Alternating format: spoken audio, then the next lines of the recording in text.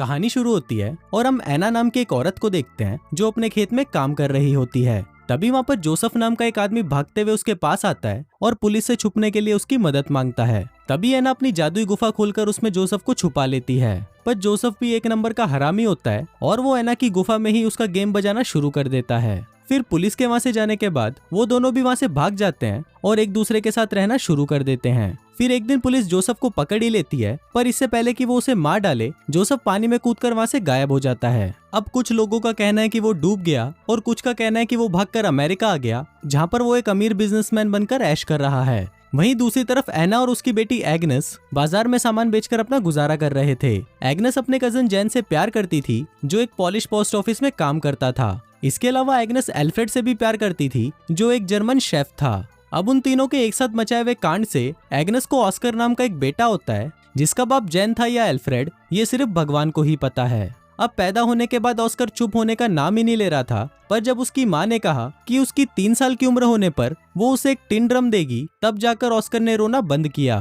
फिर 3 साल का होने पर जब ऑस्कर ने अपने बर्थडे पार्टी में लोगों को शराब पीते हुए और नंगा नाच करते हुए देखा तो उसने डिसाइड किया कि वो कभी भी बड़ा ही नहीं होगा और अपने इसी महान काम को पूरा करने के लिए वो सीढ़ियों से कूदकर नीचे गिर जाता है। और अब उसके बाद से ही ऑस्कर हमेशा के लिए 3 साल का ही रह जाता है। ऑस्कर कभी भी अपने टूटे हुए ड्रम को खुद से अलग नहीं करता और जब भी कोई उससे वो ड्रम छीनने की कोशिश करता है तो ऑस्कर इतना जोर से चिल्लाता है कि वो अपनी आवाज से कांच को भी तोड़ देता है। अब टाइम बीतता है और हम देखते हैं कि ऑस्कर अब 6 साल का हो गया है, पर ना तो वो बड़ा हो रहा था और ना ही वो अपने टूटे हुए ड्रम को छोड़ रहा था। और अगर कोई उससे वो ड्रम छीनने की कोशिश करता तो ऑस्कर अपनी आवाज से कांच तोड़ देता। अब ऑस्कर की इस पावर को देखकर डॉक्टर्स भी हैरान थे, पर ऑस्कर के परिवार को सिर्फ ये जानना था कि वो बड़ा क्यों नहीं हो रहा। दूसरी तरफ हम देखते हैं कि एग्नेस हर गुरुवार को ऑस्कर के साथ शहर जाया करती थी और काम के बहाने ऑस्कर को एक दुकान में छोड़कर वो जैन के पास जाकर उसके साथ घचाघच किया करती थी।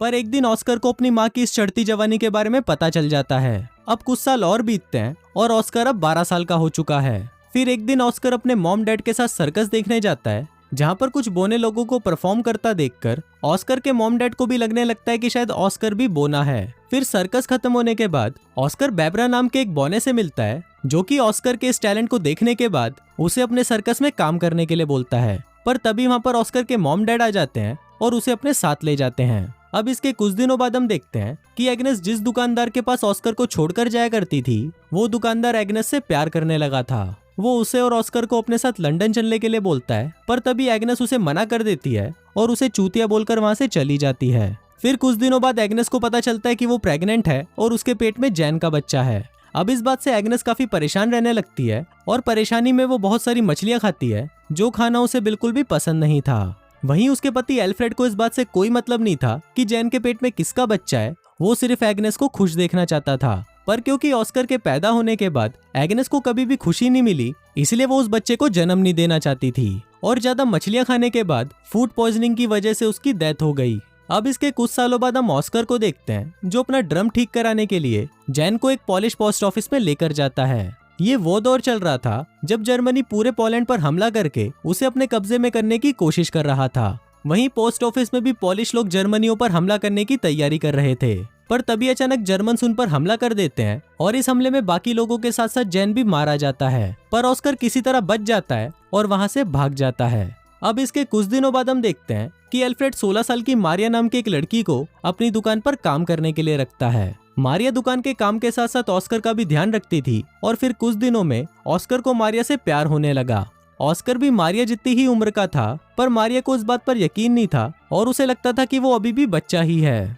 फिर एक रात जब एल्फ्रेड किसी काम से शहर से बाहर जाता है तो ऑस्कर अपने अंदर की बढ़ती हवस को रोक नहीं पाता और वो मारिया के कंबल में घुसकर उसके साथ गचागच मचाना शुरू कर देता है। अब मारिया को भी इसमें मजा आ रहा था, इसलिए वो भी ऑस्कर को नहीं रोकती। अब धीरे धीरे ऑस्कर उसके और करीब आने लगा, पर फिर एक दिन उसे पता चला कि मारिया का एल्फ्रेड के साथ अफेयर चल रहा है। मारिया एल्फ्रेड से बहुत प्यार करती थी, पर एल्फ्रेड सिर्फ उसका इस्तेमाल कर रहा था। अब इस बात से मारिया बहुत ज्यादा दुखी हो जाती है और रोने लगती है। पर जब ऑस्कर उसे संभालने उसके पास आता है तो मारिया उसे बोना बोलकर उसके पिछवाड़े पर लात मार देती है। अब कुछ महीनों बाद हम देखते हैं कि मारिया एल्फ्रेड के बच्चे की माँ बनने वाली थी और ऑस्कर उस बच्चे को मारना चाहता था, पर मारिया ऐसा होने नहीं देती। फिर इसके कुछ दिनों बाद मारिया एक लड़के को जन्म देती है जिसको पाकर सभी लोग खुश थे, पर ऑस्कर इससे बिल्कुल भी खुश नहीं था क्योंकि उसे लगता था कि ये बच्चा उसका है। दूसरी तरफ हम ऑस्कर के दोस्त बेबरा को देखते हैं, जो कि वर्ल्ड वॉर 2 के दौरान नाजी आर्मी में एक बड़ी पोस्ट पर काम करता था। फिर एक दिन उसने ऑस्कर को भी अपनी टीम में आने को कहा,